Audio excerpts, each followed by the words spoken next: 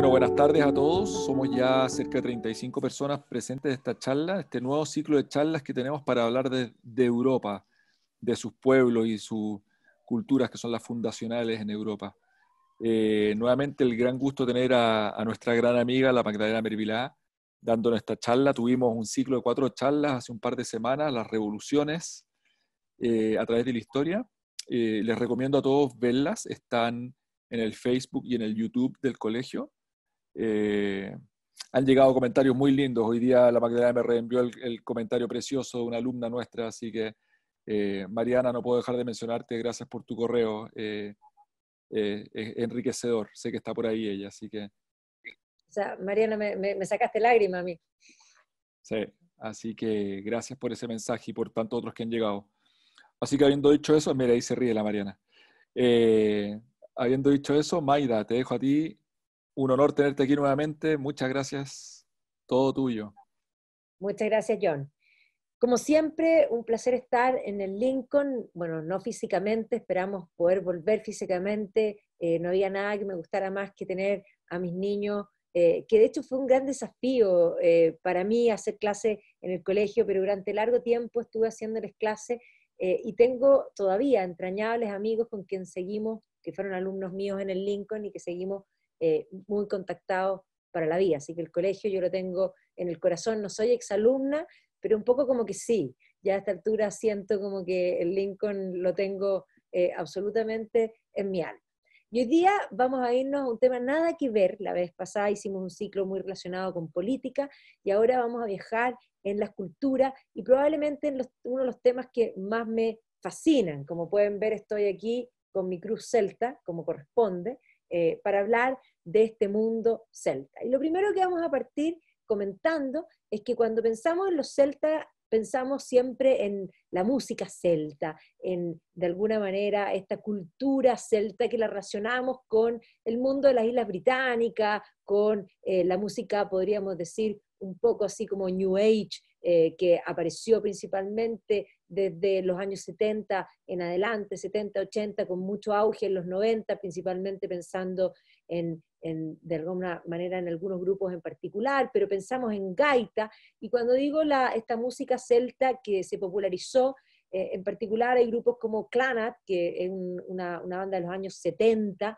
que efectivamente va a poner música a todo este tema que tiene relación con el mundo celta, con la leyenda artúrica, que también tiene un sustrato celta importante, y que se popularizó muchísimo en los 90 con la hermana de uno de los miembros de Clannad, que va a ser la Enya, y de ahí en adelante la Lorena McKinney, o Mike Oldfield, October Project, y un montón de grupos aparecieron con esta música, que era un nuevo tipo de música que trataba de rescatar estas raíces y fundirla un poco con el rock contemporáneo. Desde ya, para qué decir, todos los bailes, los juegos en el fondo escoceses, lo relacionamos también la cultura celta con ese mundo de las Islas Británicas y con la cerveza, el whisky, como parte de este mundo. Y también, obviamente, con los famosos gorset, ya que vienen en el fondo los solsticios y que congregan a un abundante mundo bien curioso, hay que decirlo. Yo tuve una vez el privilegio de estar en un gorset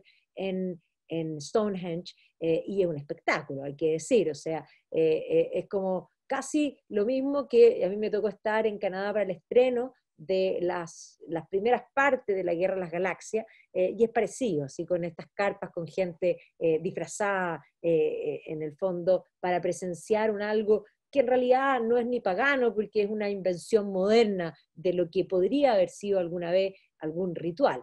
Pero cuando hablamos del mundo celta, en general estamos hablando del mundo galés, del mundo de Cornwall, del mundo bretón, del mundo irlandés, ¿ya? Y también en el fondo que tienen una raíz común idiomática.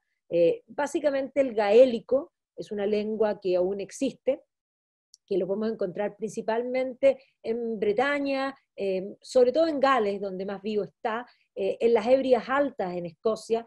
Cuando uno de los escoceses entiende poco es porque están hablando escocés, que en realidad es inglés, pero suena raro. Pero cuando uno en Escocia deja de entender todo, es porque ya no están hablando escocés, sino que están hablando gaélico, y ahí es donde efectivamente no entendemos nada. Y el Irish, que también se habla en algunas partes en específicos todavía en Irlanda. Es más, cuando uno cruza el país de Gales, rápidamente se entiende que está, digamos, al otro lado de lo que, lo que se llama Offa's Dyke, que es de alguna manera hoyo, porque en realidad no siquiera es un muro, pero rápidamente se encuentra con estas palabras impronunciables, porque el gaélico tiene una característica, y ojo que el gaélico galés es pronunciable, porque tiene algunas vocales, principalmente porque el mundo anglosajón va a permear el lenguaje, pero cuando uno ve el gaélico irlandés no tiene ni una vocal, y entonces uno dice, ¿cómo lo leo? Pero las consonantes hacen de vocales y esa es la forma de poder leerlo. Lo relacionamos con los nudos, este mismo que tengo yo puesto aquí, y que evidentemente tiene esta orfebrería que se puso muy de moda, que se ve también en múltiples tatuajes, ¿no es cierto?, en esta idea de la mitología, del ciclo del Ulster, del ciclo feniano, del ciclo de los Tuatha Dé Danann, del ciclo artúrico, o sea, toda esta mitología en torno a los celtas. También, para qué no decirlo, en el caso del mundo celta francés, los llamados galos, Asterix. ¿Ya? Si no han leído Asterix, probablemente muchos de los alumnos no lo han leído, pero nosotros sí, y debieran leerlo porque es probablemente los cómics más entretenidos y más ingeniosos que se han creado en la historia. Un mundo además relacionado, muchos lo mencionan, con Tolkien, y sin duda Tolkien tiene una raíz importante, él es un profesor de anglosajón, de nórdico antiguo, pero también es un conocedor del mundo gaélico, él va a traducir el Sir Gawain y el Caballero Verde, y por lo tanto estas son las fuentes que van a alimentar su mitología. Pero vámonos a la historia. ¿Quiénes son los celtas? Porque hoy día vemos que hay un híbrido de cosas que podríamos definir como celtas hoy día.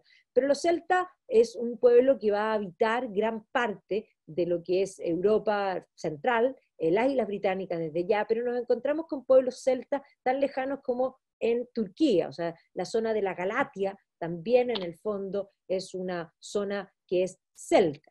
Y inicialmente las teorías que tenían que ver con el mundo celta van a ser teorías que van a plantear una migración, van a plantear que hay un inicio de la cultura en el centro de Europa, específicamente en la zona de Austria y Suiza, lo que es hoy día, y luego una teoría de una migración que habría avanzado estos pueblos y que se habrían extendido por toda Europa y que posteriormente, según esta teoría, que es la que prima sobre todo en el siglo XIX, habrían llegado a las Islas Británicas, y por lo tanto esta migración habría ocupado múltiples territorios en distintos lugares. Incluso algunos hablan de un imperio celta, pero nunca hubo un imperio celta, porque nunca va a haber una administración. Para que haya concepto de imperio, tiene que haber un Estado y una administración común.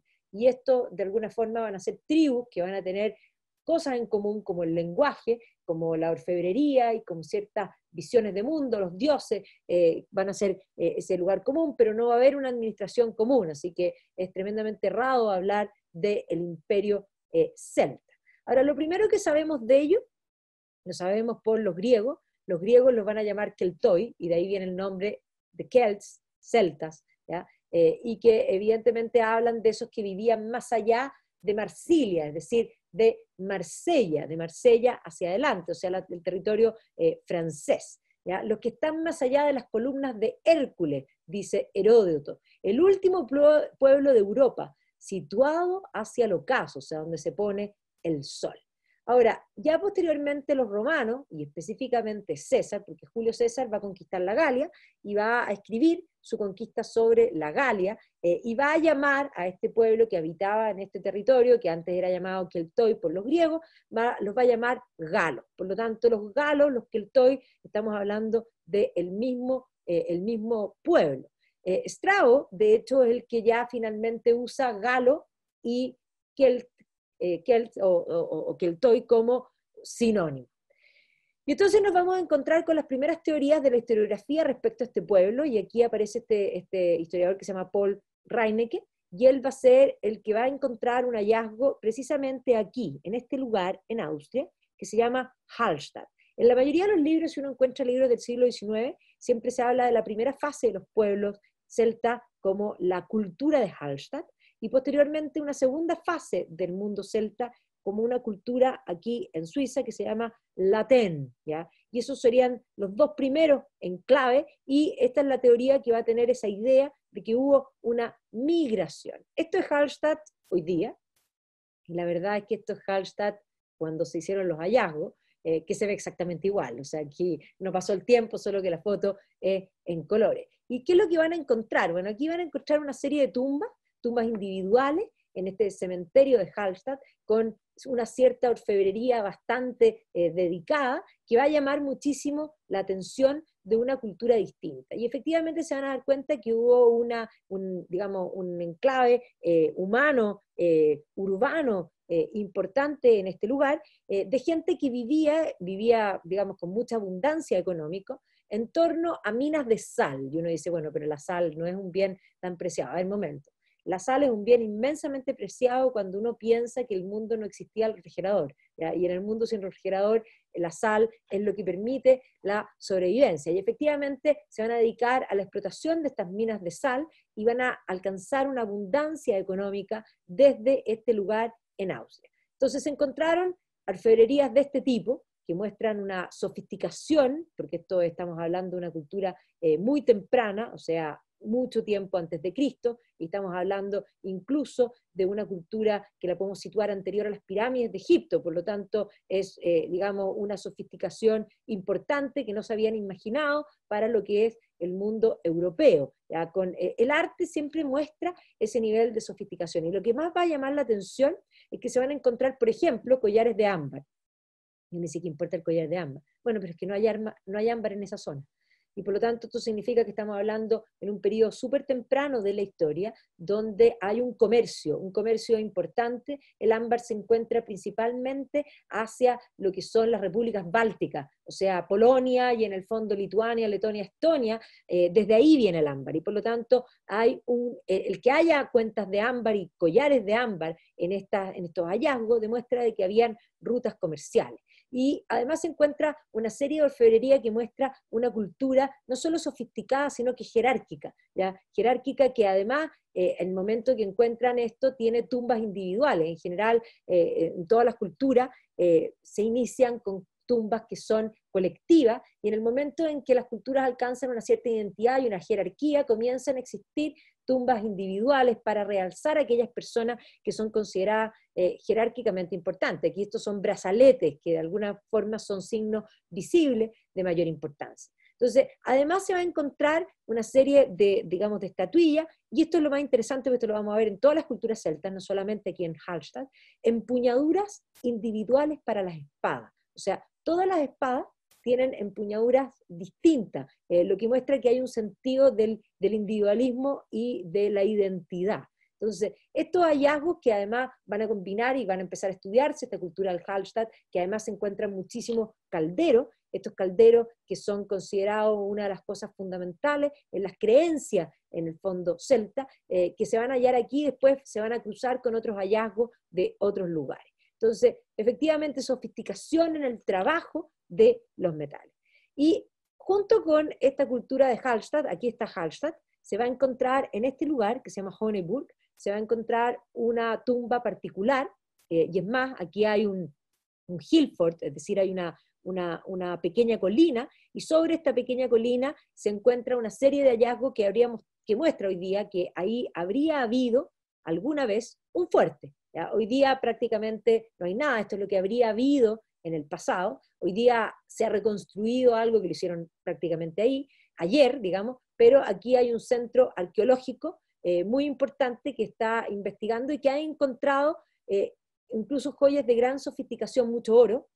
Por ejemplo, estas cuentas de un collar, miren por favor la sofisticación y el trabajo digamos, de estas cuentas, lo que muestra que esta es una cultura inmensamente sofisticada. Por favor, miren ese cinturón que se encuentra también aquí. Y va a surgir una tumba en particular, que es en el fondo un túmulo que va a comenzar a excavarse, y va a encontrarse una tumba fabulosa, digamos, va a tejerse la teoría de la princesa de Höneburg, ya que se habría visto, esto es una representación del siglo XIX, que supone que aquí, en el fondo, en este montículo, habría habido una princesa. Esto es lo que hallaron, que en realidad hoy día se sabe que no era mujer, era un hombre, ¿ya? Un poco aquí hay que entender que los hombres que excavaron esto eran hombres del siglo XIX y consideraron que era mucho más romántico pensar en una princesa que en un príncipe, pero efectivamente esta tumba es equivalente a la tumba de Tutankamón en cuanto a hallazgo arqueológico.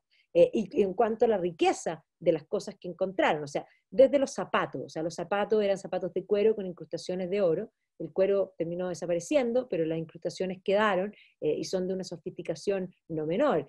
La daga, los broches, ¿ya? Todo lo que van a encontrar en torno a esta tumba sigue asombrando hasta el día de hoy. O sea, miren por favor esto que es como si fuera un bordado, pero hecho en oro. Además, con el príncipe van a encontrar este carro, en el fondo, este caldero, que muestra, y además el carro tiene, estas son las patas del carro, o sea, cada pata es una figura que tiene además una rueda, por lo tanto, una sofisticación no menor. Y van a encontrar además un carro desarmado, un carro de guerra, de 4 ruedas, está el dibujo, y cuernos, en el fondo, esto es lo que van a encontrar en ese lugar. Por eso digo que es equivalente a lo que consideramos la tumba de Tutankamón, que fue una tumba, que es una tumba menor del Valle de los Reyes, pero que si uno se imagina que si ese faraón menor tuvo esa riqueza, ¿cómo habrían sido los faraones en el fondo más importantes? ¿Cómo habría sido una tumba de Ramsés? Bueno, este príncipe va a empezar a hablar de la sofisticación. Y cuando nosotros empezamos a ver, estas son hallazgos del siglo XIX, pero yendo hacia atrás, los romanos son los que hablan de ello, y efectivamente aquí ellos van a hablar de que se van a enfrentar al mundo celta, y van a hablar de una migración, y van a hablar de que los guerreros celtas estaban siempre acompañados, en el fondo, de sus familias. Es más, el propio Tito Livio nos habla del primer enfrentamiento entre romanos y celtas, en la batalla de Alia, ¿ya? Y aquí, en el fondo, hablan de que este encuentro habría estado al mando de Quinto Sulpicio y que habría ido hacia el río Alia para, en el fondo, detener y se habría enfrentado a los celtas. Y aquí los romanos nos cuentan unas cosas tremendas, porque cuentan que los celtas son fieros en batalla, pero que después de la batalla los celtas le cortan la cabeza a los romanos y se llevan con estacas, en el fondo, clavadas las cabezas, y no solo se llevan las cabezas, sino que después las cuelgan en sus casas. Entonces, cuando uno ve las fuentes romanas que hablan de los celtas, evidentemente cuentan cosas tremendas que nos llaman tremendamente la atención. Yo aquí me voy a detener un segundo porque quiero que comprendan y que entendamos el mundo desde el punto de vista de los celtas.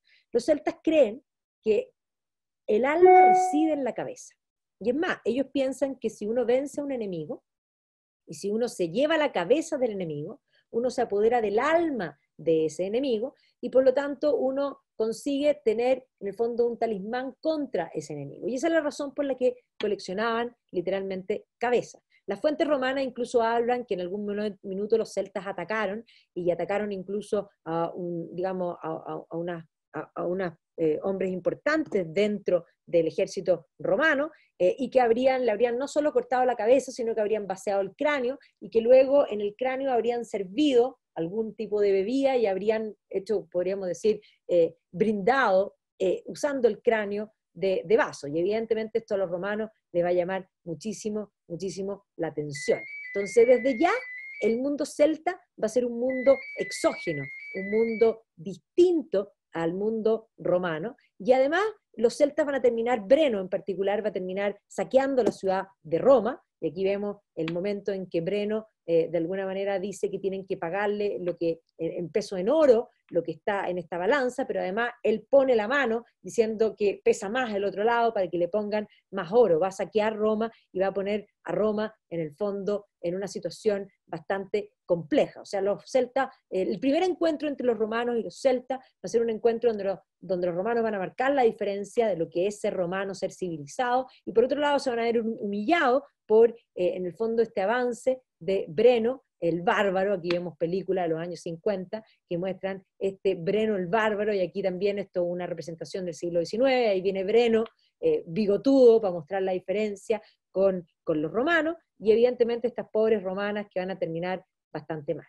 Y como mencionan las fuentes, coleccionaban cabezas, y las cabezas las coleccionaban porque particularmente ahí, según los celtas, residía el alma. Diodorus Siculus nos dice: los galos cortaban las cabezas de sus enemigos en la batalla y las ataban a los cuellos de su caballo. Llenas de sangre se las llevan como botín, mientras cantan canciones de victoria y cuelgan este fruto en sus casas, del mismo modo que los cazadores exhiben sus presas. Embalsaban en aceite de cedro las cabezas de los más distinguidos enemigos para preservarlas cuidadosamente en un pórtico y exhibirlas con orgullo a los extranjeros, diciendo que ellos o sus ancestros recibieron por esa cabeza la gran suma de dinero. Strabo dice: esta también es la costumbre barbárica, exótica, que era empleada por la mayor parte de las tribus del norte. Cuando abandonaban el campo de batalla, colgaban las cabezas de sus enemigos en los cuellos de los caballos, y cuando se las llevaban a sus casas, colgaban el espectáculo en las puertas de sus hogares. O sea, esto va a impactar sin lugar a duda, y en muchos lugares nos encontramos con cabezas. Ahora, veamos los vestigios.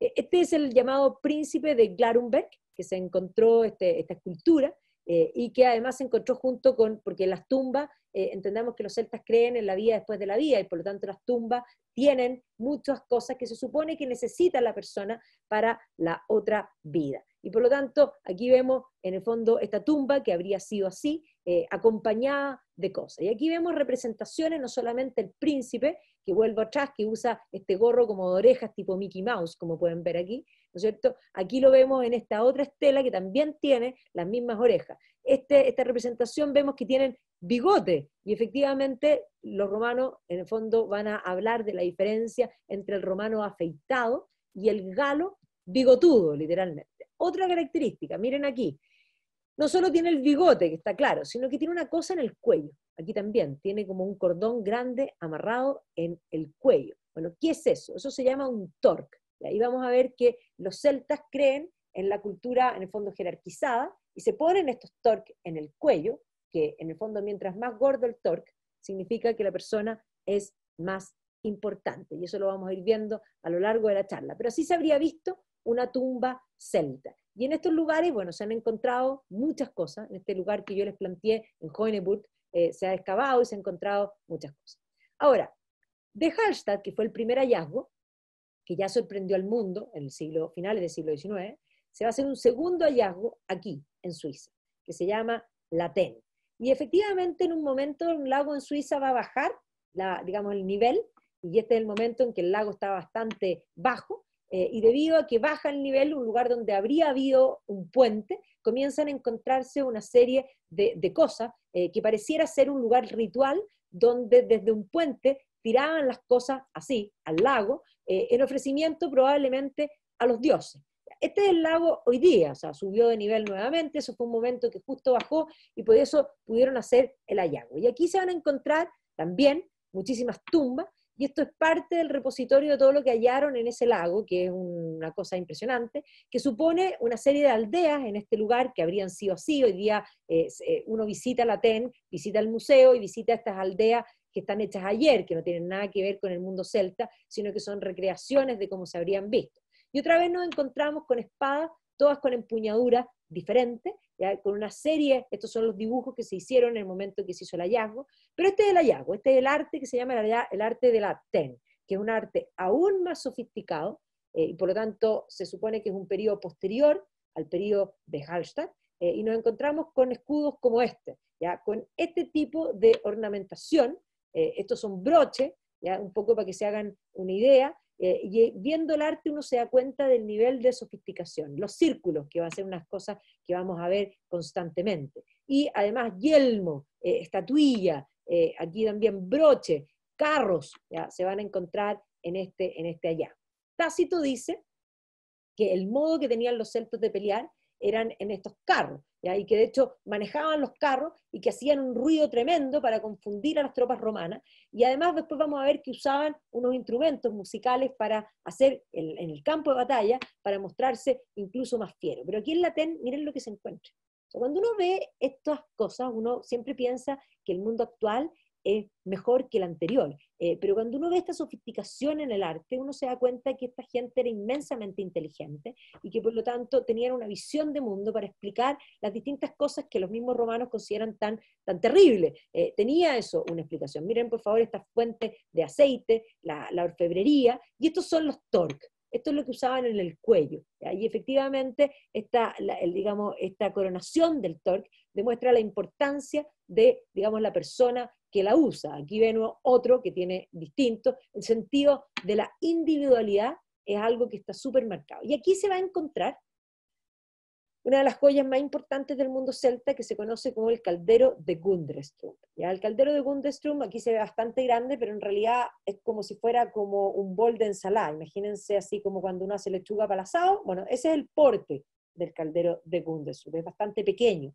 ¿Ya? Pero aquí hay muchos detalles digamos, del arte y de lo que se muestra en el arte que tienen que ver con la creencia. ¿Ya? Aquí aparece un dios, por ejemplo, que es Suernuno, que es este dios que tiene cachos de carnero, pero además aparece la creencia en los calderos. La leyenda, toda la mitología celta está llena de historias de calderos de renacimiento, es decir, que, por ejemplo, hay una historia galesa que se llama Bran el Bendito, y Bran el Bendito era un gigante que poseía un caldero digamos, de renacimiento. Y los guerreros morían, y él los metía al caldero y volvían a salir con vida y perdían el habla, lo que él consideraba que era algo muy bueno. O sea, las leyendas están llenas de esta idea que tiene que ver con el mundo mágico, ¿ya? Porque vamos a hablar después voy a hablar de la creencia, que los celtas creen que existen dos mundos, y esos dos mundos son paralelos, y uno puede cruzar de un mundo en el otro. Entonces, todos estos hallazgos que nos muestran arte y que después se cruzan con las historias populares, reafirman esta historia para poder construir, en el fondo, el relato de esta creencia. Miren, por favor, este es el casco de Agris, que es una maravilla, o sea, es de una sofisticación impresionante. Entonces, imagínense así, a los celtas vestidos, así se habrían visto esta gente de la época de Latén, y efectivamente aquí la fuente, Diodorus Siculus, dice: los galos son altos y musculosos y blancos de piel, su pelo es rubio, no siempre de modo natural, o sea, se tiñen, ojo. Ellos practican medios artificiales para incrementar ese color. Miren qué interesante. Porque ellos siempre lavan su pelo con agua de limón. Algunos de ellos se afeitan y otros se dejan una pequeña barba crecer. Los nobles se afeitan, pero dejan crecer su bigote, que cubre sus bocas. O sea, tener bigote era algo importante. Y aquí sigue agregando, dice: físicamente son terroríficos de apariencia, con ruidos profundos y duras voces. Son rápidos de mente, ¿ya? De buena habilidad y, de fondo, rápidos para aprender.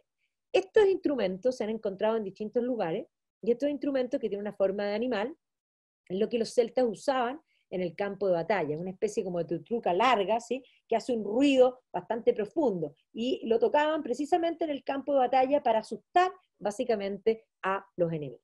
Ahora, César va a ir a la conquista de la Galia. Ya la Galia, en el fondo, cisalpina, era parte de Roma, y él va a ir a la Galia profunda, y aquí es César el que nos cuenta esta historia. Por lo tanto, de esta historia no podemos ponerla en duda, porque sabemos que es la única fuente. O sea, lo que nos contó César, la pregunta es verdad, es enteramente verdad, es parcialmente verdad, y esas son las cosas que uno tiene que analizar cuando hace pensamiento crítico respecto a la fuente. César nos cuenta que le costó conquistar la Galia, y que cuando llegó a la Galia se enfrentó con un guerrero magnífico, que se llamaba Vercingetorix.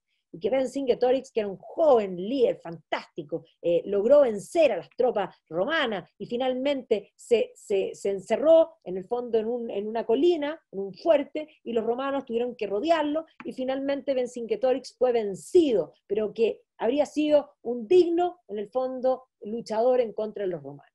Y ahí viene la pregunta: ¿existió Vercingetorix? El único que nos dice eso es César. ¿Por qué ponerlo en duda? Porque la verdad es que cualquier batalla, cuando las batallas son duras y se ganan, las batallas valen el doble. Por lo tanto, aquí no sabemos si nos dijo la verdad, pero evidentemente que la cultura y, de alguna manera, la tradición nos representan aquí a Vercingetorix a los pies de César, entregando sus armas y venciendo. O sea, vencido de alguna. Ahí está en Asterix, Vercingetorix, que se va a convertir en el primer gran líder del relato, de la historia de lo que va a ser el mundo francés. Ya va a ser finalmente derrotado en la batalla de Alesia, aquí lo llevan derrotado, y vemos, esta es una escultura que está en el Capitolio en Roma, y que muestra en el fondo a un galo vencido. Y si ustedes pueden ver, el galo está pilucho, ¿ya? Porque siempre los romanos dicen que estas culturas que no son Roma estaban pilucho y que vivían en la barbarie. Ya vimos que la sofisticación de la cultura no era necesariamente que estaban desnudos, ni mucho menos. Pero aquí lo ponen desnudo, lo ponen con bigote para mostrar que es celta, y lo ponen con el torque.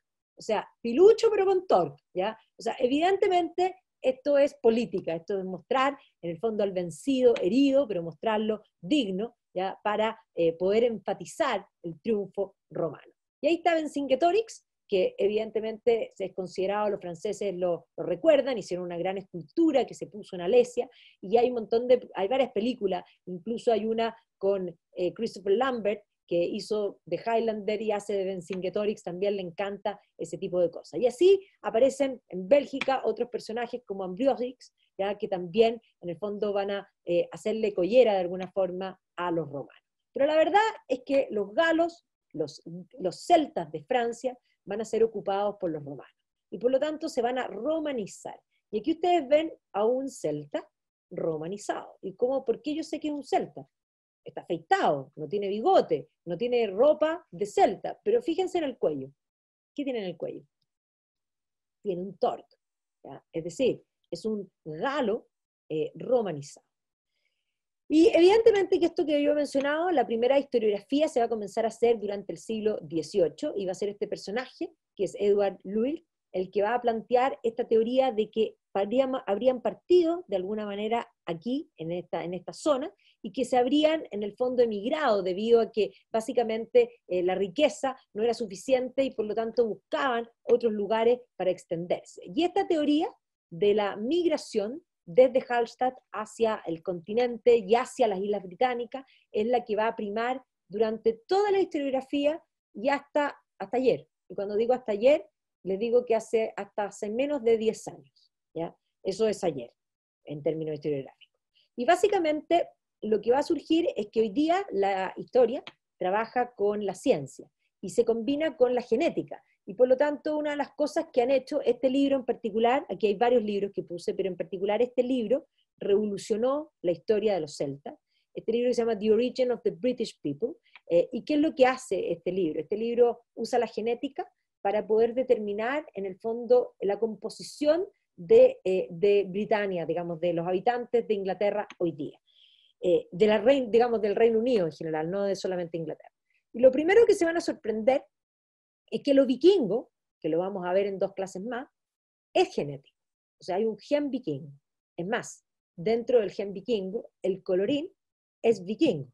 Y por lo tanto, cuando uno encuentra muchos colorines en Escocia y en Irlanda, es porque hay una influencia importante y asentamientos vikingos en esas zonas que van a determinar que haya, de alguna manera, colorines vikingos, gen vikingo ahí.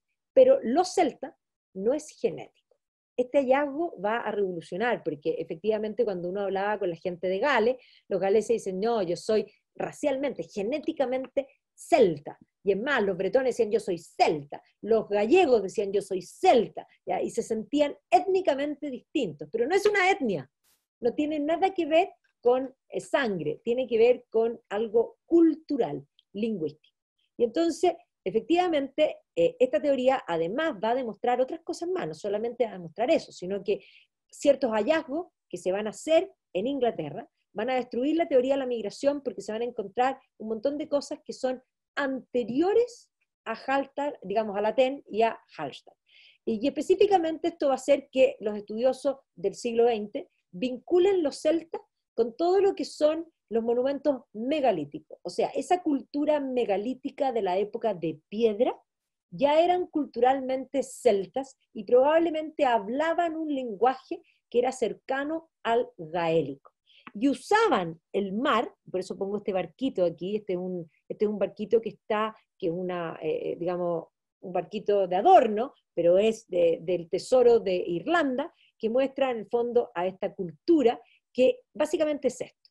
O sea, si nosotros nos fijamos, es precisamente las costas y navegantes en el mar que comerciaban en toda esta zona, y por lo tanto eso va a incrementar la cantidad de presencia, podríamos decir, celta. Si nosotros a esto le agregamos para la época del bronce los monumentos en el fondo megalíticos, nos damos cuenta que coincide precisamente con el mismo territorio. Y que lo que pareciera ser que sucedió es que esta cultura inició en Escocia, al revés.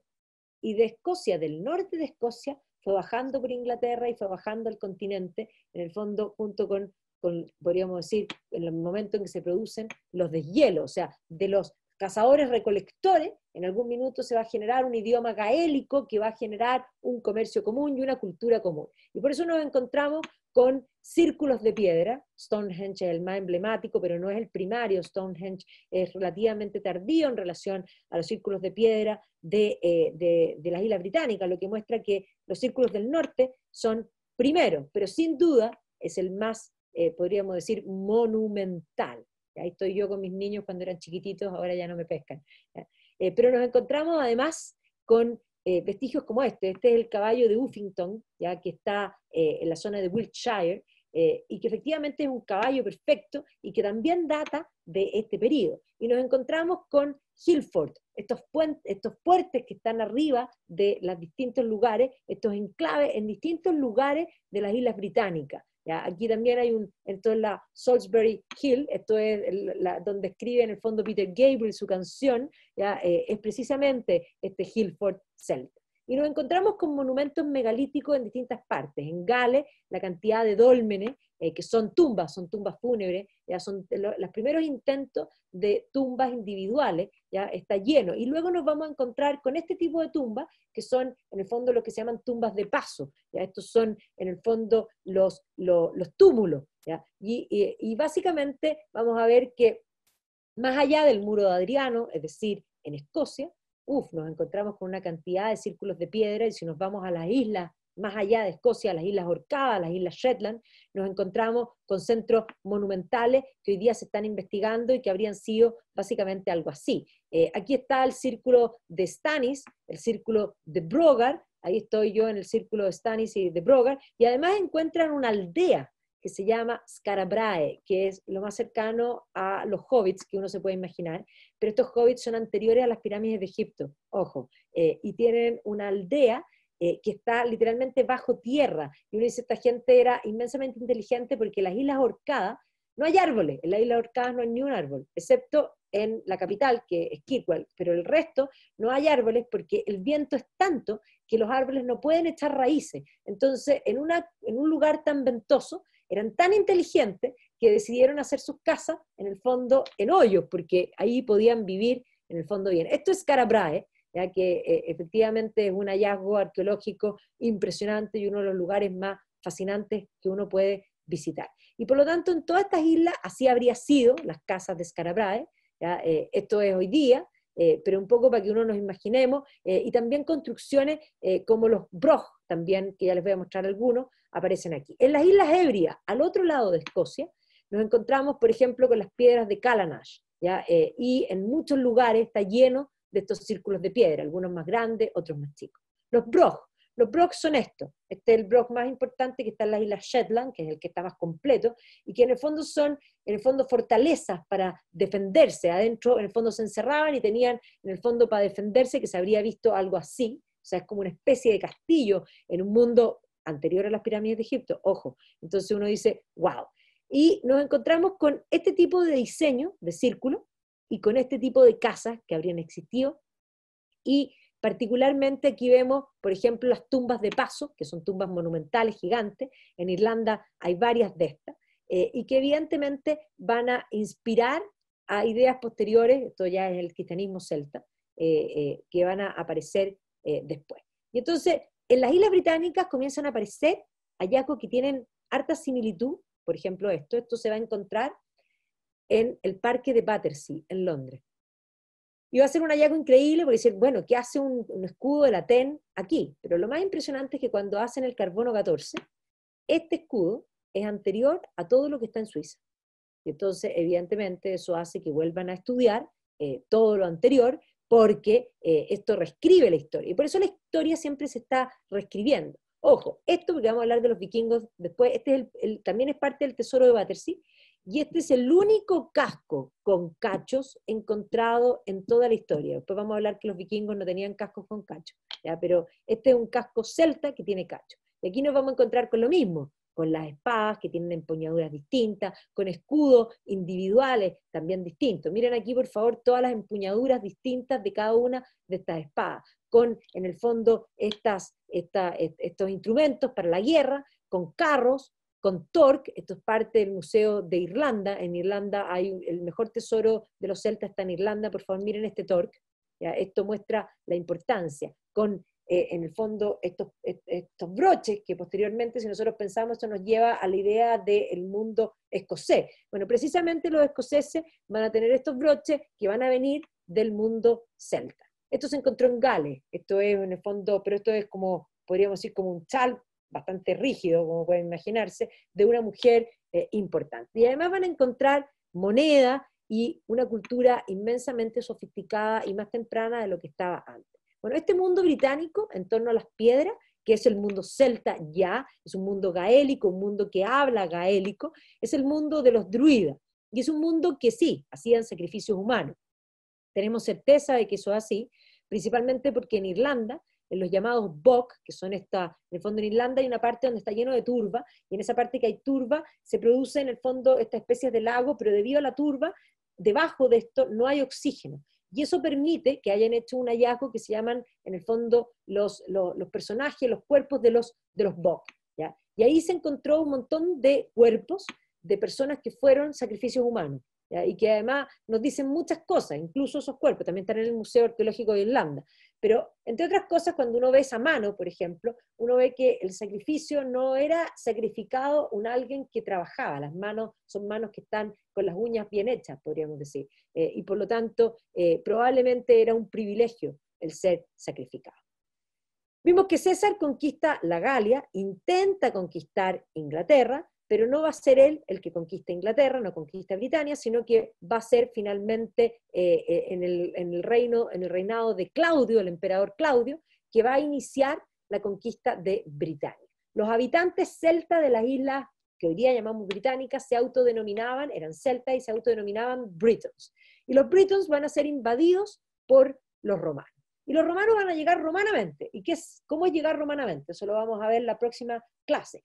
Llegar romanamente implica fundar, en el fondo, ciudades, establecer caminos, y por lo tanto van a llenar de caminos y de ciudades lo que era la Britania, y así lo van a denominar en latín, Britannia, Britons. Los Britons eran los habitantes originarios, o sea, originariamente teníamos a los Britos, los Scots vivían en Irlanda, y los Pictos vivían en Escocia. Lo que pasa es que después los Scots van a invadir a los Pictos, y por eso la tierra de los Scots se va a llamar después, más adelante, Escocia. Y entonces los romanos van a llegar, y de hecho los romanos van a avanzar en el territorio, hasta el norte, pero se van a enfrentar a los Pictos en Escocia, y los Pictos van a ganarle a los romanos, y los romanos no pudieron invadir Escocia. Y aquí es Tácito, un historiador súper importante romano que escribe todo lo que es la Germania, va a escribir esta obra de Agrícola y toda la conquista de, en el fondo, por una parte la Germania y posteriormente también el intento hacia Escocia, donde va a hablar que a los romanos les fue mal, pero también, igual que César, nos presenta a un líder que se llama Calgacus, y que Calgacus era absolutamente increíble, ¿ya? Y que Calgacus era un ser fiero, que además habría hecho un discurso aquí frente a sus tropas. Yo siempre me río a carcajadas de esto y de la historia, porque la gente piensa que porque los romanos lo escribieron, eso es verdad. No, lo primero que tengo que decir es que las fuentes mienten, y mienten muchas veces, y mienten políticamente. Quiero que analicen esto para que les quede súper claro. Esto es lo que nos dice Tácito, ¿ya? Nos dice, y aún vienen llenos de colores, en fin, nos dice, Calgacus, un hombre de increíble valor y nobleza, apareció entre las masas, que estaban sedientas de batalla, y se dirigió a ellos y les dijo, dice Tácito, batallas contra Roma se han perdido y ganado antes, dice Calgacus, pero nunca sin esperanza. Siempre hemos estado ahí en reserva. Nosotros, las más bellas flores de los hombres de Britania, nos hemos atesorado en los más secretos lugares. Nosotros, los últimos hombres de la tierra, los últimos de los libres, hemos sido cubiertos hasta hoy por la distancia y lo remoto. La no subyugación que nos hace famosos. Romanos, brigadas del mundo, el bienestar de sus enemigos anima su codicia. Su pobreza es la lujuria del poder, el robo, el asesinato. Ellos crean devastación y la llaman paz. ¿Por qué digo que esto es divertido? Vuelvo atrás. Un romano como Tácito, si vivió la batalla, y de pronto efectivamente llegó un líder y les habló en gaélico, a su gente, ¿podría haber tenido alguna posibilidad de entender algo? La respuesta es no. Y por lo tanto, ¿quién inventa esto? Roma. ¿Y por qué inventa esto? Bueno, porque Tácito era el suegro de Agripa. Agripa es el que perdió la batalla. Y lo que tiene que contar Tácito es que Agripa no fue cobarde, sino que el enemigo era muy increíble. Y él inventa esta historia. No sabemos si Calgacus existió, pero Calgacus es el principal líder, el primer gran líder de la historia de Escocia, que además Tácito puso en su boca el gran orgullo de Escocia, que es el gran grito de ¡Freedom! Igual que William Wallace. ¿Ya? Y efectivamente sí, ganaron esa batalla y los romanos consolidaron este muro, construyeron un muro entre Inglaterra y Escocia que se llama el Muro de Adriano. Intentaron conquistar más adelante lo que es el Muro de Antonino y luego retrocedieron, y el Muro de Adriano va a quedar como la, digamos, división entre Escocia y entre, podríamos decir, lo que es Britania romanizada. Y en Escocia van a habitar estos pictos que además después van a ser conquistados por los Irish, en el fondo por los Scots que venían desde Irlanda, y de alguna manera van a generar lo que va a ser posteriormente Escocia. Pero esto es la Inglaterra romana, con provincias, con ciudades, con caminos, con ciudades. Esta es la ciudad de Colchester, que es una fundación romana. ¿Ya? Muchas ciudades, y los romanos evidentemente fundaban, y eso lo vamos a ver la próxima semana, y hacían un foro. La ciudad, por ejemplo, de Aquasulis, que es hoy día la ciudad de Bath, donde están estos baños romanos, habría sido así. Pero los romanos además tienen una gran vergüenza porque Londinium es una ciudad romana que va a ser fundada, y una de las características de Londres, algún día podemos hacer historia de ciudades, una de las características de Londres es que Londres ha sido históricamente abrazada por el fuego en múltiples oportunidades. Y en esta primera oportunidad van a ser los celtas, y de manos de una mujer, que van a vencer a los romanos y que van a terminar incendiando la ciudad. Es más, Casio nos dice, un terrible desastre ocurrió en Britania. 2 ciudades fueron saqueadas, 80.000 romanos y sus aliados perecieron, y la isla se perdió para Roma. Y agrega, más aún, toda esta ruina cayó sobre los romanos de manos de una mujer, un hecho que les hizo tener una mayor vergüenza. La persona que levantó a los nativos y los persuadió de luchar contra los romanos, la líder que los guió y comandó toda la guerra, fue Boudica, una mujer britona de familia real. Bueno, cuenta la historia, y nosotros sabemos bastante, porque esto, en el fondo, hay otras fuentes romanas que ahí es cuando uno trabaja en historiografía, uno trabaja con distintas fuentes, y en la medida que más fuentes mencionan un mismo hecho, uno puede saber que es cierto. Lo que se sabe es que Boudica era la mujer de un Britons, es decir, de un celta romanizado.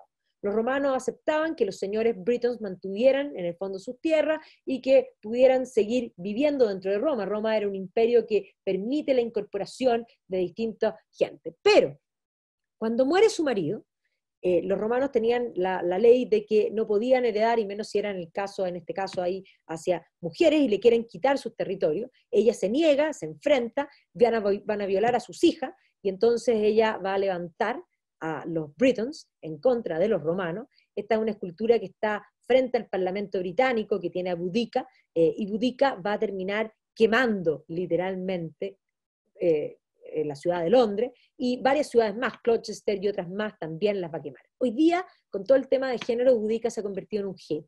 O sea, es más, todos estos libros de historiografía, no hay tanto material para llenar tanta historiografía, pero muchas de las cosas aquí se llenan también con relatos, y hay un montón de novelas que han surgido en torno a esta figura, que evidentemente fue una guerrera, digamos, Briton, una guerrera celta, que se va a enfrentar nada más y nada menos que al poder de Roma. Cuando Roma cae, cuando el Imperio Romano de Occidente cae, los romanos van a retirar sus tropas de todas partes, incluida de Britania. Y Britania va a volver a tener las rivalidades tribales, se va a dividir en múltiples lugares, en el fondo, tribus que van a competir unas con otras. Y van a estar peleando todas las tribus unas con otras, tribus celtas, compitiendo unas con otras, cuando se produce este evento. Es decir, se producen las invasiones que van a caer sobre Roma y que van a hacer caer al Imperio Romano. También se van a producir sobre las Islas Británicas, y tres grupos, los anglos, los jutos y los sajones, van a llegar precisamente al territorio británico en el momento en que las distintas tribus celtas están peleando entre ellos. La unión que existía, que era Roma, desapareció, y por lo tanto las fragmentaciones están peleando entre ellos, y se produce esta invasión del mundo anglosajón, que no son celtas, son germanos, hablan un lenguaje distinto, tienen dioses distintos, se ven similares en muchos aspectos, sin lugar a dudas, tienen una estructura en el fondo tribal, donde el jefe es el mejor guerrero, y en ese sentido se parecen, pero son culturas distintas. Y es más, así van a empezar a llegar de a poco, y esta migración se va a tornar en invasión. Y efectivamente aquí, en torno a este hecho, va a surgir posteriormente lo que va a ser la leyenda artúrica. La leyenda artúrica tiene una base celta importante, es una leyenda celta, y tiene una base en la historia, y es en esta historia que se produce a la salida de los romanos y a la invasión del mundo anglosajón sobre el mundo celta. Y efectivamente los anglosajones invaden, y se produce históricamente un evento que detiene a los sajones por una generación. La historia, que ahí hay varios historiadores, Gildas, el Honorable Beda, nos cuenta de alguna manera que habrían sido invitados a residenciarse por alianzas políticas, pero la leyenda nos dice algo mucho más entretenido, porque la historia habla de un líder britón, de un líder celta que se llamaba Vortigern, que habría negociado con los anglosajones. Y la leyenda también toma Vortigern, pero dice que habría negociado, sí, los dos dicen que habrían negociado con los anglosajones, pero que cuando llega el líder anglosajón que se llamaba Hengist, que venía con su hijo Octa, habría traído también a su hija, Rowena, y que Vortigern habría visto a Rowena y la habría deseado. Y esa un poco es parte de esta historia. Pero esta invitación a residenciarse luego habría sido la invasión, y estos son los reinos anglosajones. Los anglosajones van a ocupar todo el territorio, digamos, británico, y van a expulsar a los celtas a tres zonas. Aquí, que esto es Cornwall, aquí, que esto es Gales, y obviamente toda la parte de Escocia y Irlanda. Eso va a ser el lugar donde va a quedar sumida la cultura celta. Y efectivamente, las fuentes de la época del siglo VI son el Honorable Beda y Gildas, nos hablan de estas cosas, y 3 siglos después, en el siglo IX, un otro historiador que se llama Nennius dice que el que detuvo a los sajones por una generación se llamaba Arturo. Y no va a ser sino hasta el siglo XII, donde un monje galés, que trabajaba en la Universidad de Oxford, le piden los normandos van a invadir Inglaterra en el siglo XI, y van a sacar a los sajones, y por lo tanto los normandos van a invadir en el fondo con violencia, construyendo castillos de piedra, y le van a ganar a los sajones. Pero básicamente el primer normando, que es Guillermo, duque de Normandía, quiere que lo quieran. Y esto es típico de los políticos no les basta con gobernar, siempre quieren que la opinión pública los quiera. Entonces le va a pedir a este monje, no va a ser él, sino que va a ser el tercer normando, uno de sus hijos, que le va a pedir que escriba la historia oficial de los reyes de Britania. Y le va a pedir que incluya la tradición popular. ¿Y qué es la tradición popular? La tradición popular cantaba las glorias de Arturo. Arturo había sido el último momento de esplendor celta, antes de que los celtas fueron invadidos por los anglosajones, y los anglosajones se quedaron con todo el territorio. ¿Y qué es lo que hacen los normandos? Los normandos dicen, a ver, momento, nosotros no somos usurpadores, los anglosajones son usurpadores. Nosotros venimos a salvar a los britons, y por lo tanto, esta historia oficial de los reyes de Britania, que es la primera escritura de la leyenda artúrica, de este relato que se va a convertir en inmortal, efectivamente tiene que ver con este mundo celta. O sea, los anglosajones que se instalan aquí van expulsando en el fondo a los britons hasta el punto en que solamente les va a quedar Gales, Cornwall, y los que ya no cabían van a caerse hacia Britania. Entonces, el verdadero Arturo no fue rey, fue un líder guerrero que detuvo a los sajones por una generación, pero la leyenda celta de la tradición oral que se va a mantener en el tiempo va a hacer salir a ese líder convertido en rey y ganándose el reino, no deteniendo a los sajones, sino que sacando la espada de la piedra. Y entonces, todos estos elementos, la espada es la piedra, es más, la espada Excalibur, que es una espada mágica, que es otra espada que sale en el fondo del lago y se le entrega, la mesa redonda, son todos los elementos de esta cultura celta que ahora se van a convertir populares a través de la leyenda. Sin duda, la leyenda artúrica trae de vuelta la mitología celta. Y hoy día la leyenda artúrica sigue siendo inmensamente importante, se escribe muchísimo, y aquí en el fondo podemos ver que las historias de tradición, estos son el Gododin, el Aneirin y el Mabinogion, son las historias de los cuentos populares galeses, donde además se cuentan muchas de estas historias relacionadas con este mundo celta. Una cosa son los vestigios monumentales, la historiografía sobre los celtas, y otro es esta cultura popular que se mantiene en el tiempo. Entonces, los celtas creen en el poder de los calderos, los celtas creen en el poder de los bosques, de las fuentes, porque los bosques y las fuentes son pasos al otro mundo. Los celtas creen que existen dos mundos que son paralelos. Hoy día para nosotros es bien fácil entenderlo, es como la dimensión desconocida. Es muy parecido a lo que vimos en Stranger Things, esa idea del paso del mundo a ese mundo de las sombras, básicamente. Eso que hoy día, de hecho, The Twilight Zone muestra un poco, toma por primera vez esa idea que viene del mundo celta. Figuras como Arturo, figuras como Merlín, este es Midrin, que habría sido un bardo, van a reaparecer. Y la leyenda se va a tejer desde Gales hacia el continente, o sea, va a responder desde Francia y luego se va a exportar, y la leyenda artúrica se teje básicamente entre Inglaterra, Francia, e incluso se va a agregar lugares tan lejanos como Alemania. Y el mundo celta, este sustrato que quedó aquí, que quedó en Gales, que quedó en Irlanda, ¿ya? Cuando caen los anglosajones que son paganos, va a ser desde Irlanda donde se va a producir un fenómeno fantástico. Aquí aparece la figura de San Patricio. Patricio es un galés que va a ser tomado prisionero siendo joven como esclavo por los irlandeses. Va a lograr, después de largo tiempo de vivir como esclavo, arrancarse, volver a Gales, se va a hacer sacerdote y va a decidir volver a Irlanda para traer el cristianismo a Irlanda. Irlanda nunca fue romanizada. Los romanos no pudieron ocupar Escocia porque no pudieron, les ganaron los pictos, pero no quisieron ocupar Irlanda. Deben haber dicho, el clima es malo aquí, allá es peor, la van a llamar Hibernia, o sea, así de mal, ¿ya? Y efectivamente, Patricio va a llevar el cristianismo, entendamos que el imperio romano cuando cae ya es un imperio cristiano, y por lo tanto, Patricio va a llevar el cristianismo a Irlanda y va a convertir a Irlanda. Y una vez que convierte a Irlanda, los seguidores de Patricio, Columba entre ellos, va a convertir a Escocia. Entonces, la reconversión, en el fondo, y la conversión, el ingreso del cristianismo, va a entrar al mundo británico a través de dos vías. Por el norte va a ser la vía celta, que es desde Irlanda, Escocia y el norte, en el fondo Northumbria, por la vía celta, y por el sur, por una vía romana, donde va a llegar un personaje que se llama Agustín de Kent. Y Columba se va a instalar aquí, en un monasterio, en una pequeña isla que se llama Aiona, en Escocia, y desde ahí va a convertir. Y aquí va a surgir un híbrido de esta cultura celta, de estas tradiciones de los nudos, con el cristianismo. Y esto es lo que se va a llamar el cristianismo celta, ¿ya? Esto es lo que yo tengo aquí, el cristianismo celta, que va a fundir la tradición pagana con esta tradición cristiana, y que además se va a combinar con los elementos de la leyenda del Santo Grial y con la idea de, de José de Arimatea, en fin, y van a fundar una serie de monasterios importantes. Y aquí vamos a ver cómo el cristianismo celta va a crear un nuevo arte. Este es el cáliz de Ardagh.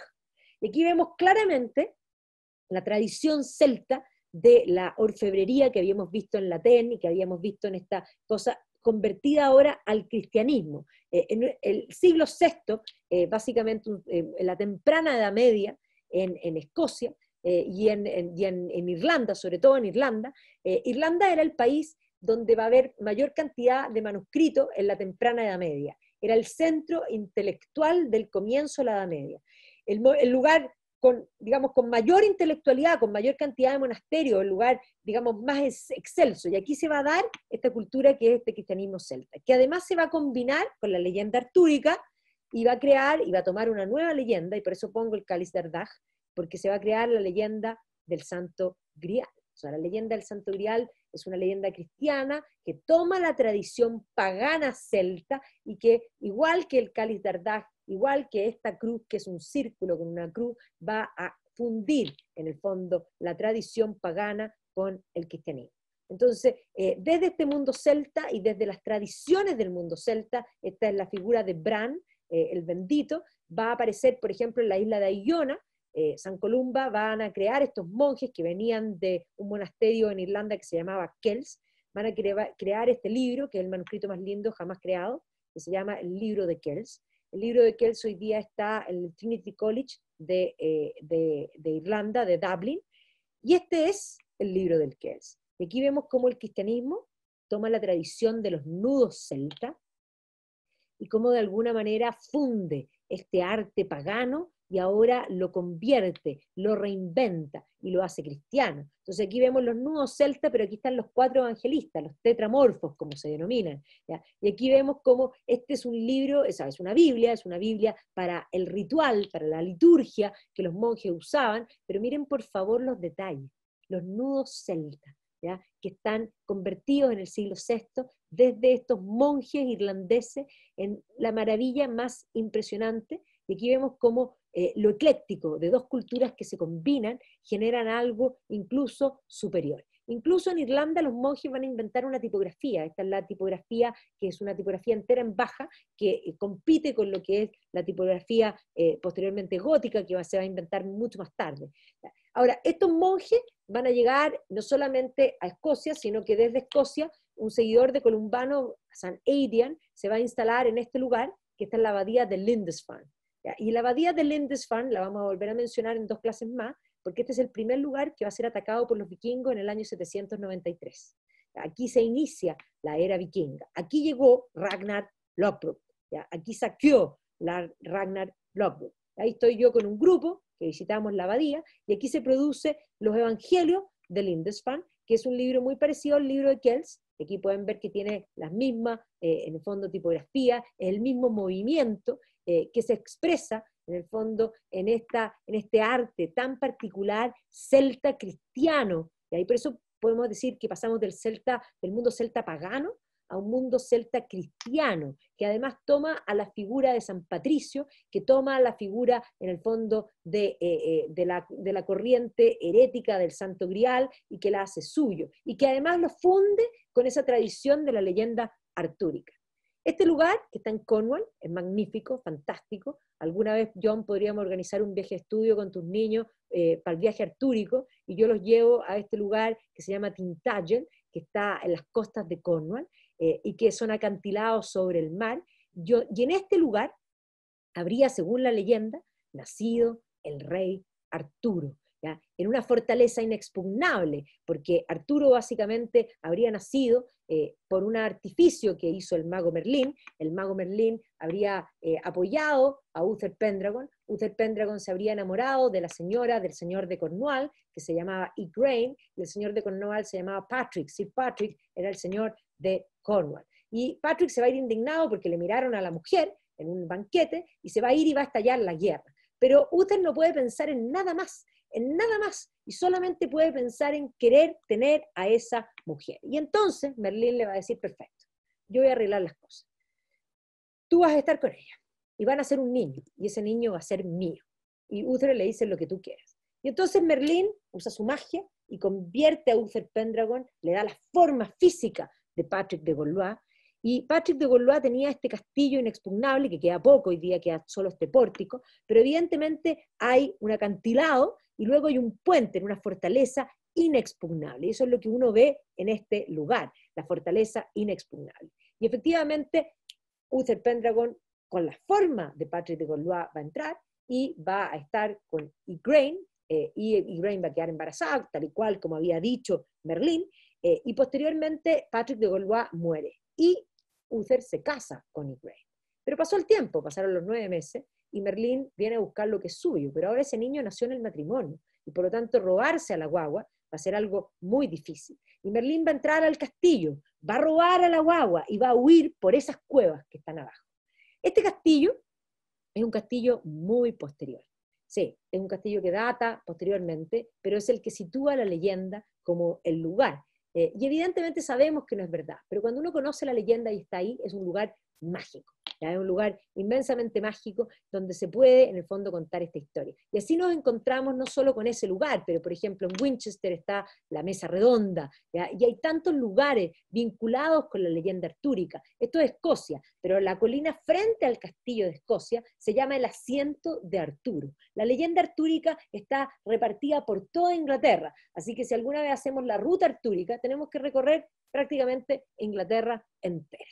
¿Ya? Entonces, todos los lugares artúricos en Gales, o sea, de hecho, Gales es la cuna de la leyenda artúrica, pero no solo eso, en Bretaña, el bosque de Broselandia, en Bretaña, todos los lugares artúricos son innumerables. Uno visita el bosque de Broselandia y uno visita la tumba de Merlín en este bosque. Entonces, hoy día vemos que este mundo celta es un mundo cultural, que incluso se habla de la idea de volver a juntar al mundo celta, es decir, Eire, Alba, Simru, ¿ya? Y Briazon, ¿ya? Que es esta idea, y bueno, el Kenrow, que prácticamente ya no queda en Cornwall, es muy difícil encontrar gente que hable gaélico. En las Hebridas altas de Escocia hay, y es más, cuando no se les entiende es por eso. En Irlanda también hay, y en Gales hay muchísimo. Entonces, efectivamente, esta idea de volver a juntar, ¿ya? Esta idea, aquí hablan de reunificación, ¿ya? Y es más, en el siglo XIX, se va a inventar o se va a reinventar debido al auge de la leyenda artúrica, porque la leyenda artúrica se va a volver a reinventar, sobre todo con el romanticismo, y el siglo XIX va a volver a traer todo lo celta, a ponerlo inmensamente de moda, y eso explica el por qué hasta el siglo XX lo tenemos encima. Pero durante el siglo XIX, un hombre en Gales que se llama Iolo Morgono va a inventar el ritual de los celtas en las piedras, en el fondo los círculos de piedra. Eso se llaman los Gorset.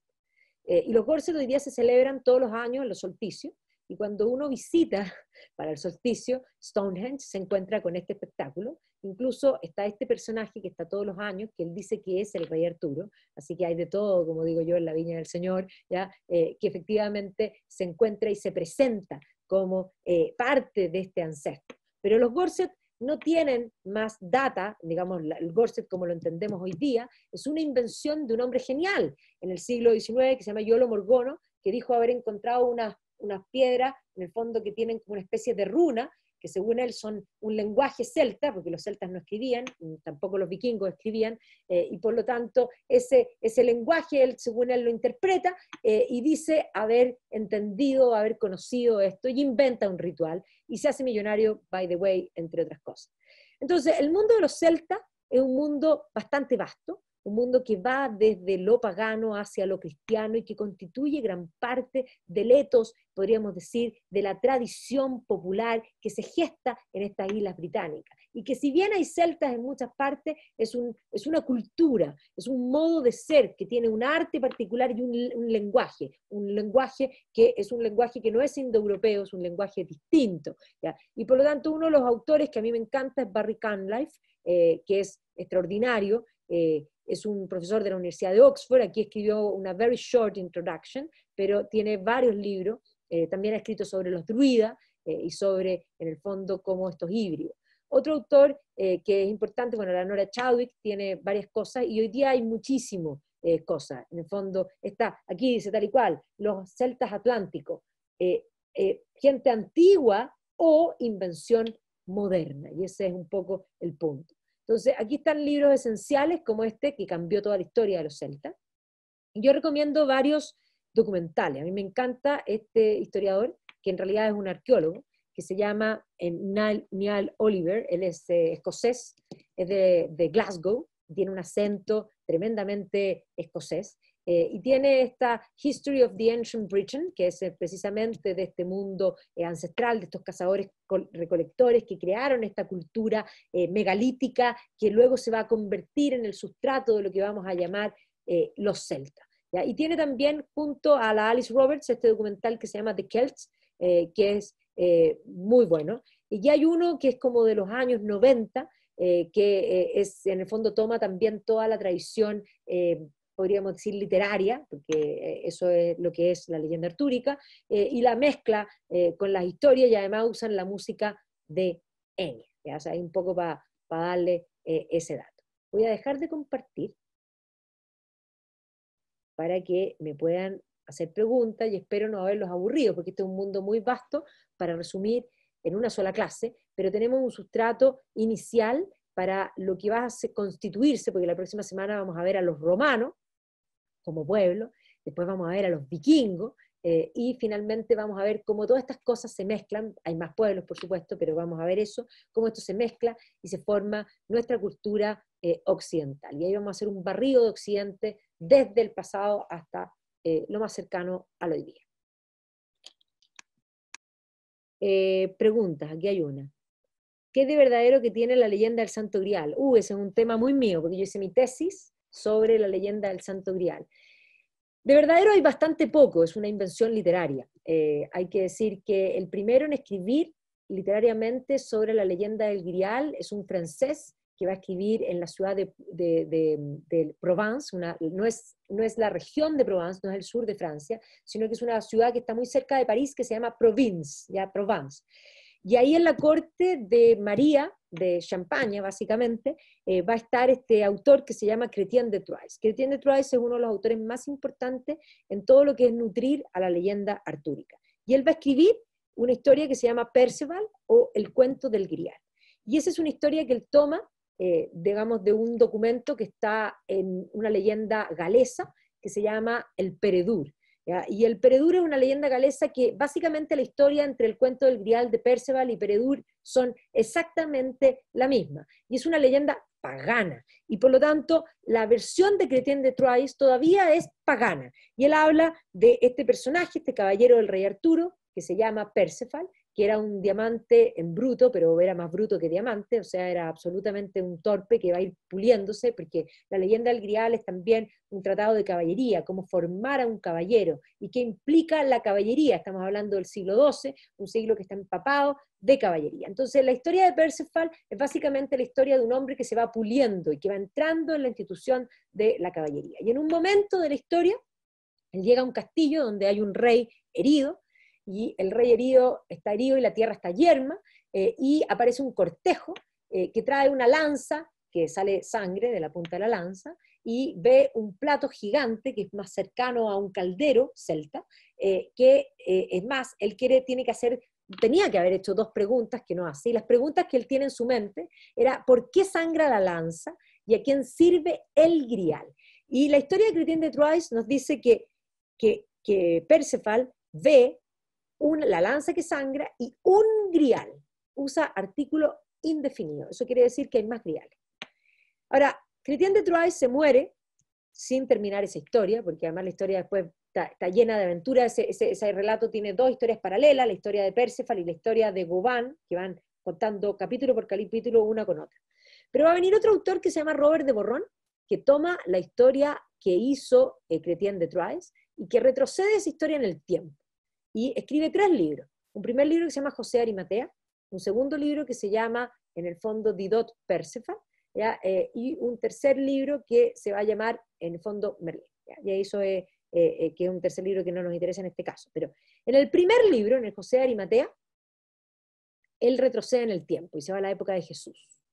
Y dice, toma un evangelio apócrifo que se llama el Evangelio de Nicodemo, que es un evangelio considerado falso porque es un evangelio súper tardío en tiempo, pero que ese evangelio cuenta que cuando murió Jesús, José de Arimatea fue tomado preso y que lo habrían puesto los romanos en una prisión y que de pronto habría desaparecido de la prisión y lo habrían encontrado en su casa de Arimatea. Bueno, Robert de Morrón toma esa historia y dice que José de Arimatea cuando estaba preso se le habría aparecido el propio Cristo, y que Cristo le habría liberado de la prisión, le habría levantado en el fondo las barreras de la prisión, y además le habría entregado el Santo Grial. Y el Santo Grial de Robert de Borrón es un recipiente donde José de Arimatea, que nosotros sabemos que José de Arimatea aparece en los 4 evangelios, y en uno, digamos, aparecen todos, pero se profundiza en uno donde plantea que no solo prestó un sepulcro vacío, sino que además usó ungüentos para arreglar el cuerpo de Cristo y ponerlo y prepararlo para enterrarlo en este sepulcro nuevo que tenía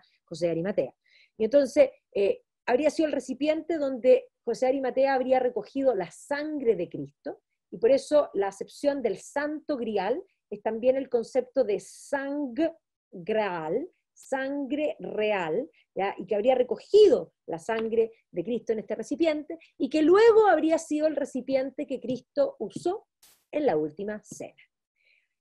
Ese recipiente que habría pasado de José de Arimatea, habría pasado de José de Arimatea como custodio, su cuñado, ¿ya? Que se llama Bron, y Bron habría emigrado, según Robert de Borrón, a la Isla Blanca, que sería Inglaterra. Y eso explicaría el por qué el Santo Grial llega para allá. Y luego se construyen varias leyendas que siguen con esta misma idea y que combinan las leyendas. Y finalmente va a ser un alemán que se llama Wolfram von Eschenbach, te lo estoy resumiendo en corto, el que va a inventar la historia más atrás todavía. Y va a decir que ese cáliz que Cristo, digamos que José de Arimatea recogió la sangre de Cristo, antes de ser, en el fondo, un recipiente, era lapis exilis. ¿Y qué es lapis exilis? Entonces él retrocede en el tiempo, pero retrocede en el tiempo cantidad. Y dice que en la batalla de los ángeles, a Luzbel se le cayó una piedra de su corona, y esa piedra que cae a la tierra es lapis exilis. Es una piedra verde, cóncava, que después José de Arimatea usó para recoger la sangre de Cristo, y fue el cáliz que se usó en la última cena, y que llegó, en el fondo, a Britania. Pero porque es la piedra de Luzbel, tiene la propiedad de ser, en el fondo, la fuente de la vida eterna y de la eterna juventud. Entonces ahí se mezclan todas las cosas y se construye la leyenda en el tiempo. Ahora, de verdad, no tiene nada. De literatura lo tiene todo y es fascinante. Así que en este caso, la ficción hace que algo sea real. Después dice aquí, Gareth nos dice, excelente, muchas gracias, la cultura a menudo se define por la religión, se combina, la religión es religare, la religión incluso es, la palabra religión es religare, volver a juntar, la religión puede ser algo, en el fondo, una creencia espiritual o una creencia que permite juntar al hombre, y por eso yo siempre digo que incluso hay religiones modernas que no tienen en el fondo estos dioses lejanos, sino que dioses mundanos, que son básicamente las visiones ideológicas que cumplen esa función. Existe deidades comunes, unificadoras, que estén presentes en toda la cultura celta, desde ahora Escocia, Francia, Hallstatt y antes. Hay dioses que son comunes y hay dioses que son locales, ¿ya? Y eso pasa en todas las culturas que son como fragmentadas, que no tienen una estructura común. Es más, cuando uno estudia a los germanos, por ejemplo, que después vamos a ver a los vikingos, la mitología germana, por regiones, adoran a distintos dioses, los dioses se repiten porque en el fondo aparecen, pero en algunos lugares son más venerados unos dioses y en otros lugares son venerados otros dioses. Y básicamente esa no unidad, que sea también en los celtas, es lo que va a confundir sobre todo a los romanos, porque los romanos, el mundo greco-romano es un mundo de orden, es un mundo donde todo está ordenadito, y hay una pirámide, y donde el jefe es el jefe. ¿Ya? Y básicamente, si uno piensa en la mitología griega, el jefe es Zeus, se acabó, él es el que manda en el Olimpo.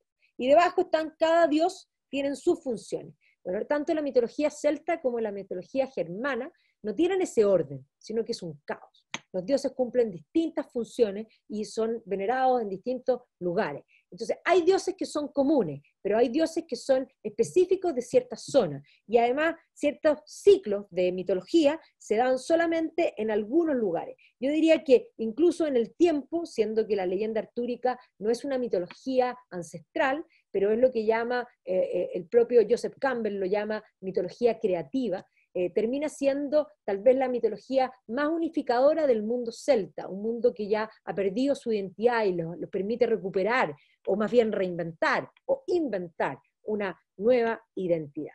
¿Ya? Así que hay ciertas cosas en común. Un Cernunnos, por ejemplo, que aparece en Hallstatt, uno lo encuentra también en el fondo en Galia, y lo encuentra en las Islas Británicas, pero no lo encuentra en Irlanda. Entonces, ahí hay ciertos dioses que se repiten, y eso tiene que ver con el comercio, con el intercambio. Entendamos que las culturas politeístas generalmente consideran que tener más dioses es más suma, ¿ya? No resta. Y por lo tanto, hay dioses que son importados. O sea, los romanos también importan dioses que son totalmente exógenos al mundo romano. Y sí estaba hasta en el panteón, o sea, un poco para que hacerse esa idea. Y aquí, Diego, te queremos dar las gracias, gran instancia de aprender y recordar. Sí, este es un mundo fascinante, y alguna vez nosotros hicimos con John cosas al revés, lo que tomamos desde Tolkien y desde Tolkien bajamos a la mitología. Se puede hacer, alguna vez podemos hacer mitología, la mitología es fascinante, y lo más fascinante de todo, en base a la pregunta que hizo también Gareth, es el tema de que hay ciertos arquetipos que se repiten en todas las culturas, y ahí uno se da cuenta de que la forma de ver humana, o más bien lo que hace al hombre, ser humano, propiamente tal, persona, hay unas ciertas visiones que se repiten. La problemática humana es la misma en todas las culturas, y por eso las mitologías construyen relatos que, aunque son diversos, tienen unos ciertos arquetipos que son comunes. Y ese es un trabajo que hizo muchísimo también el propio Jung, o sea, el libro rojo de Jung, que es una maravilla, y ahí uno lo combina con toda esta leyenda del Grial, y bueno, podríamos hacer un curso que no terminamos nunca más, porque ahí me invitan a mi salsa. Yo creo que eso es lo más fascinante, encontrar las similitudes de las distintas mitologías, las distintas culturas.